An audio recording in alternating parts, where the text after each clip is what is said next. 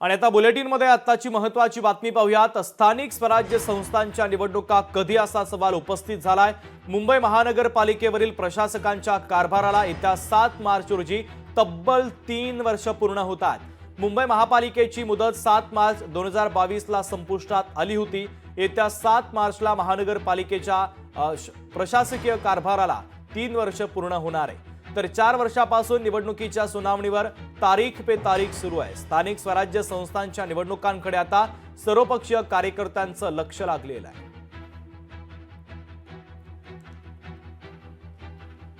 महाराष्ट्र राज्यामध्ये सध्या स्थानिक स्वराज्य संस्थांच्या निवडणुका या प्रलंबित आहेत। त्या संदर्भात सर्वोच्च न्यायालयात सुनावणी सुरू आहे। पुढील सुनावणी 22 जानेवारी रोजी होणार आहे। मुंबई आणि महाराष्ट्र राज्यातल्या इतर स्थानिक स्वराज्य संस्थांच्या निवडणुका प्रलंबित आहेत, पण ग्रामपंचायत आणि नगरपंचायती याच्या मात्र निवडणुका या वेळोवेळी घेतल्या जात आहेत। इतर स्थानिक स्वराज्य संस्थांच्या निवडणुका प्रलंबित आहेत। असं साधारणतः हे प्रकरण आहे। लोकशाही मराठी ऐका, पहा, जागरूक रहा।